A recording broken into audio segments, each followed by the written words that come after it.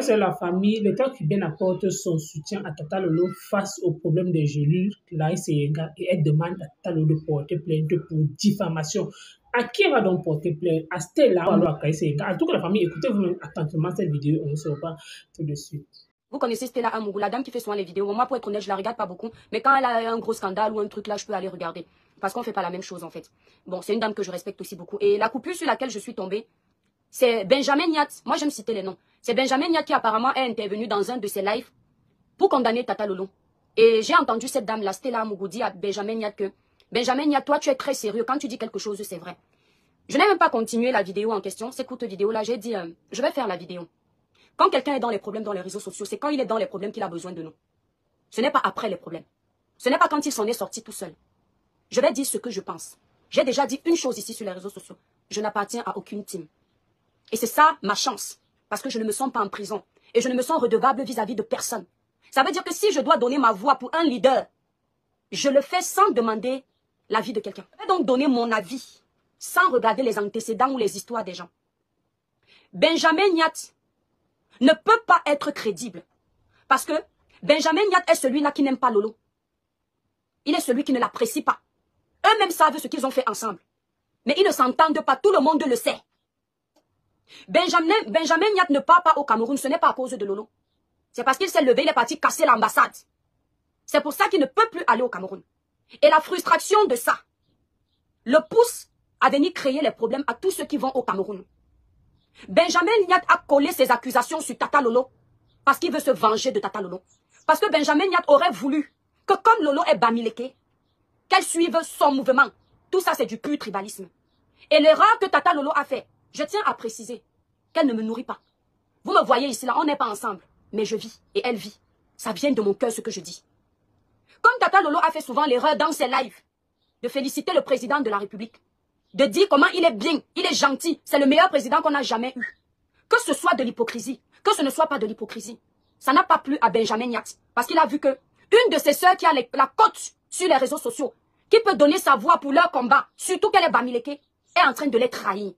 Benjamin Niat n'a pas pu digérer la pilule. C'est pour ça que vous voyez tout le cinéma que vous voyez là.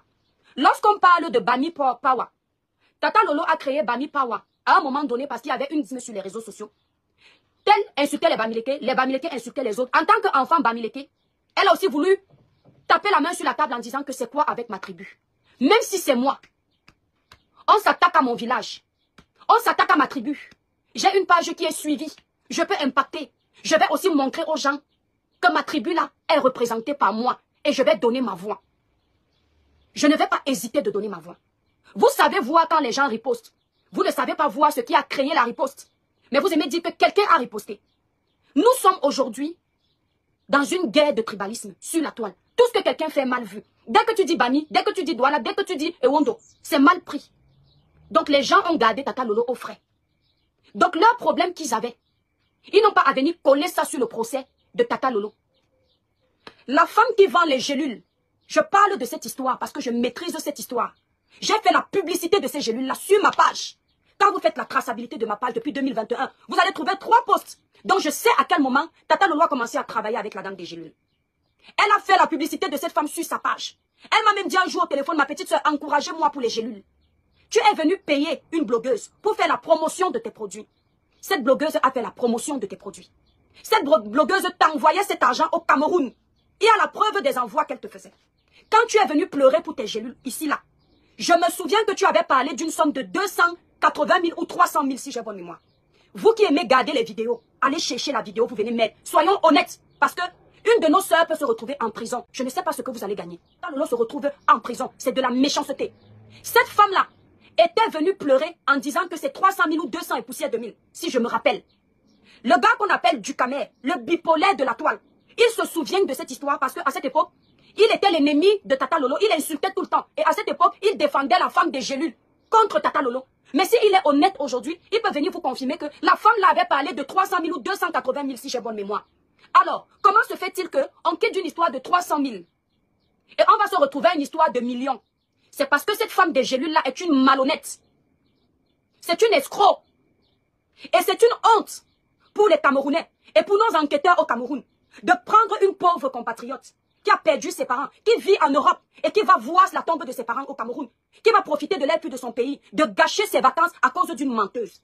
Demandez à Tata Lolo de trouver la vidéo où la femme là était intervenue chez Ducamer, si j'ai bonne mémoire. Elle avait parlé de 300 000. Si les chiffres ont changé là-bas à la police, vous comprenez tout de suite que c'est une menteuse. Cette femme-là est une manipulatrice. Madame, il faut garder aussi ma part de plainte. Écrivez-moi son nom en bas, je vais prononcer son nom pour qu'elle garde ma part de plainte. Tu es une menteuse.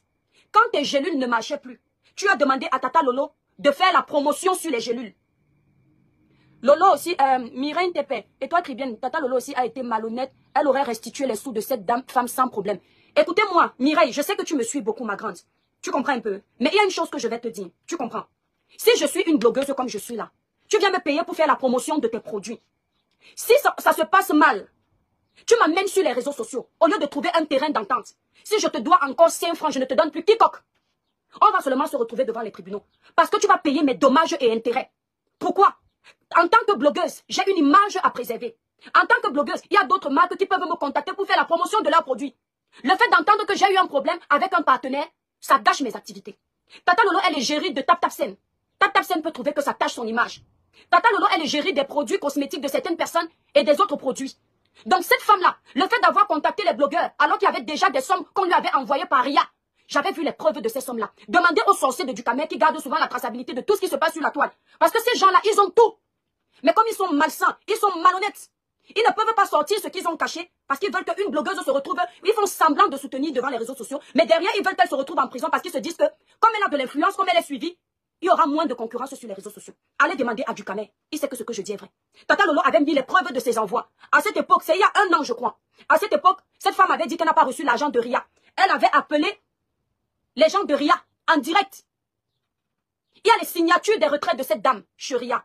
S'il vous plaît, soyez un peu honnête à un moment donné. Même s'il y a les teams, la prison n'est pas un jeu. On n'envoie pas quelqu'un en prison pour ce qu'il n'a pas fait. Même si on déteste quelqu'un. Hein? Même si on déteste quelqu'un, quand il y a la vérité, il faut dire la vérité. Ce n'est pas bien ce que tu ne vas pas me dire que Tata Lolo n'a pas fait sa promotion. Elle faisait sa promotion. Elle lui envoyait son argent. Ils avaient un accord. Elle récupérait le bénéfice parce que la dame lui avait demandé, je crois, de vendre les gélules si c'est à 50 €. Et Tata Lolo lui a dit, j'ajoute, je vends à 60 €, j'enlève le surplus. Il y avait un truc comme ça. C'est parce que j'ai oublié. Je vous dis que cette femme-là est une menteuse. Cette femme-là, mettez son nom en bas. Je dis qu'elle est une menteuse. Maintenant, le dossier qu'elle a avec Stella Amougou, ça ne me regarde pas. Elles se sont insultées sur la toile. Et je trouve même dommage que chacune d'elles se soit insultée sur la toile et il y a une personne qui va porter plainte. Ça veut dire qu'elle-même, Tata Lolo, peut porter aussi plainte. Si Stella, par exemple, porte plainte, Tata Lolo aussi peut lui porter plainte parce qu'elles se sont mutuellement insultées.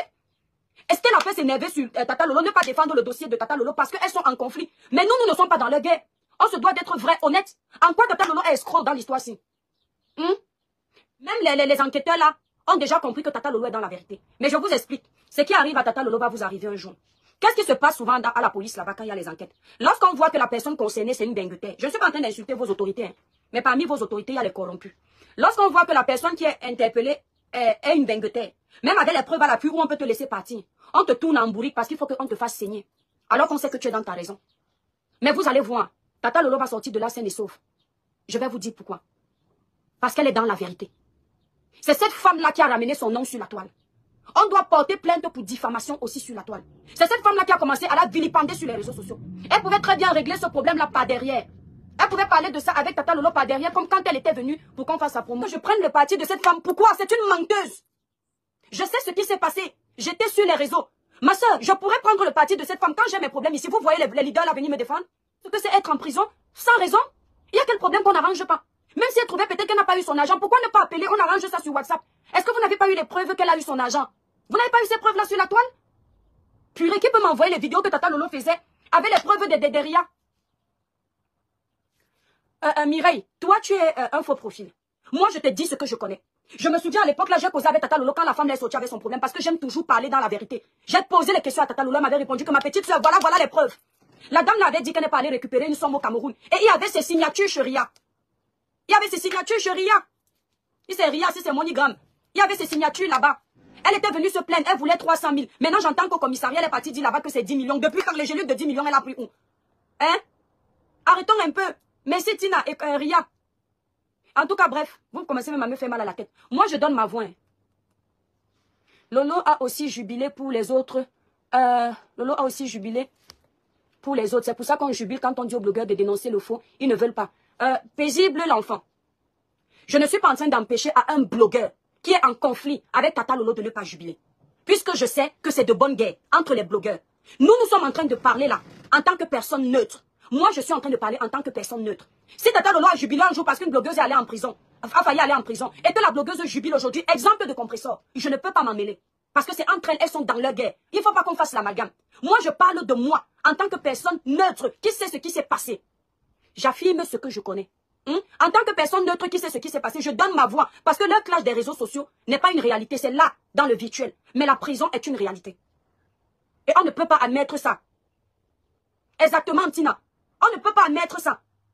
Si par exemple, tu veux, moi je donne les noms. Si Compressor jubile parce que Tata Lolo est en prison, ça voudrait a les problèmes qui peuvent l'amener en prison. Je ne peux pas confirmer qu'elle est en prison, je n'ai pas cette information.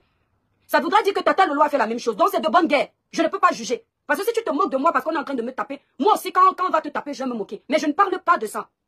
Je suis en train de vous dire d'être un peu vrai.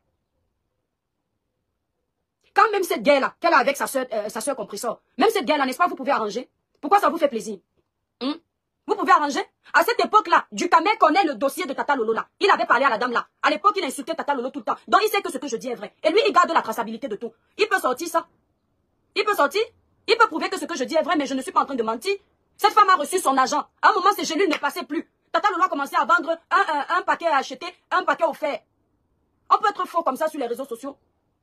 Elle vendait un paquet acheté, un paquet offert. Les gélules ne passaient plus parce qu'il y a une période où ça passe, une période où ça stagne. Et Tata Lolo l'a appelé pour lui dire, ils ont décidé de faire un paquet acheté, un paquet offert. J'ai fait la publicité d'un paquet acheté, un paquet offert. Ils se sont arrangés, elle-même lui a dit, j'avais eu Tata Lolo au téléphone quand ça chauffait. À l'époque, le traître de Ducamel s'était retourné contre Tata Lolo. Avant, ils étaient comme ça. C'était la période où je devais passer sur son plateau de télé. Le poste qu'elle avait fait où elle disait qu'il y a un invité mystère, c'était moi. Donc c'était la même période où Ducamel s'est retourné contre elle. Et il a commencé à raconter des balivernes. Si vous partez encore poser les questions à Ducamel maintenant sur le dossier, il va changer de bouche. Parce qu'ils sont tous pareils. Puisque maintenant il est avec Tata Lolo, il peut dire la vérité. Elle lui avait fait comprendre que les gélules ne passaient plus. Il y a une période, quand tu fais le commerce, même les cosmétiques que vous voyez, il y a les mois où tu vends. C'est juste que les autres sont orgueilleux. Ils n'ont pas envie de vous dire la vérité. Il y a les périodes où tu vends beaucoup et les périodes de vaches maigres. Et quand cette période-là est arrivée, Tata Lolo lui a fait comprendre que ça ne marche pas. Ils se sont entendus qu'ils vont faire la promotion. Et cette femme-là est venue profiter de cette occasion-là pour venir foutre le désordre. Quand elle est venue profiter de cette occasion, elle savait que les blogueurs allaient la récupérer, ceux qui étaient en clash. C'est comme ça que ça se passe sur la toile. Vous connaissez comment ça se passe, je ne vous apprends pas vos manipulations sur les réseaux sociaux. Et quand la femme est venue la salir, même si c'est moi, ma soeur, si tu me fais vendre ton produit, après tu veux te retourner contre moi. Tu veux m'insulter, mais je vais cracher sur ton produit et je suis un être humain. Je vais aussi te donner des coups. Je vais aussi t'insulter, je vais aussi te rabaisser. Est-ce que c'est seulement elle qui doit porter ça sur elle? Est-ce que vous avez demandé à Tata Lolo combien elle a perdu de contrat? Peut-être que quelqu'un voulait lui proposer un contrat. À cause de cette malhonnête de femme, eh ben elle a perdu son contrat. Vous connaissez le préjudice qu'il y a derrière? Kamtachou Michel, Kamtachou, humble avec cette femme par rapport à quoi? Humble avec cette femme par rapport à quoi? Je ne peux pas être humble devant une femme qui vient ternir mon image sur les réseaux sociaux. Si elle a déclaré ça, c'est ce qu'on appelle dans le pays de gâté. C'est gâté qui est roi. Tu me fais, je te fais. Mais ce que je veux te faire comprendre, c'est que ce soutien que je donne, c'est parce que je sais ce qui se passe. Dis-moi voir, où est le rapport entre Benjamin Niat et la dame des gélules? Où est le rapport? Tu ne vois pas qu'il y a la manipulation, mon étoile. C'est parce qu'ils veulent faire dormir Lolo en prison, parce qu'ils savent que Lolo appréciait souvent le RDPC. Et ils veulent montrer à Lolo que tu as vu ce gouvernement que tu appréciais souvent. Vous comprenez un peu? Donc, si Compressor était en prison, a eu son problème en prison, moi, je n'ai pas défendu. Et les parties où j'ai défendu Compressor sur d'autres dossiers, tu n'as pas vu. On peut être de mauvaise foi comme ça. Ça veut dire que tu es la team d'été cassé. Hein? Ça veut dire que tu es la team d'été cassé, donc tu n'es pas objectif. Moi, sauf que je n'appartiens à aucune team. Quand Compressor s'est retrouvé ici harcelé et que j'ai donné ma voix pour Compressor, tu n'étais pas là. Hein? Quand tu me parles de la procédure de plainte de Compressor, je savais qu'elle n'était pas en prison. Donc, je savais que ce n'était pas urgent. Je n'avais pas besoin de venir parler. Ça aurait été juste pour avoir les vues. Donc, qu'est-ce que tu racontes, Léo? Les gélules est une mythomane. C'est une femme malhonnête. C'est une escroc. Elle a voulu se faire les vues sur le dos de Lolo parce qu'elle sait que c'est une blogueuse qui a la visibilité. Et elle voulait profiter de son scandale pour faire connaître ses gélules. Ça ne chauffe pas. Vu que les blogueurs là t'ont lâché, tu as vendu combien? Attends quand ma foi Mougou va sortir sur toi. Non, si Stella Mougou sort sur moi, moi je vais vous dire une chose. Je ne pourrai jamais lui répondre. Je ne pourrai pas lui répondre. Voilà, je ne pourrai pas lui répondre parce que si elle trouve que mon live embête son dossier, c'est légitime. Je ne lui réponds pas parce que j'ai peur d'elle. Non. Déjà parce que je vois qu'elle est un peu très âgée. Elle doit avoir dans les plus de 40 ans. Donc c'est déjà le respect. Vous voyez un peu. Et puis, je dis bien que son dossier avec Tata Lolo, ce n'est pas la peur, mes étoiles. Vous me voyez comme quelqu'un qui a... Eh, mais merde, vous commencez à me voir comme quelqu'un qui a peur comme ça. Dit qu'on te doit 300 000. Comment se fait-il qu'on te doit plus de 10 millions maintenant? C'est sur la tête de Tata Lolo que tu veux devenir riche.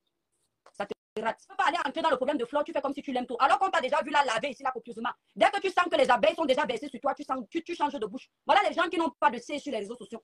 Un jour, il fallait le voir lancer les lives pour insulter Flore. Dès que les abeilles ont dit qu'ils vont aller déterrer sa maman, il est venu la changer de bouche. Il a commencé à dire que Flore, c'est ma maman.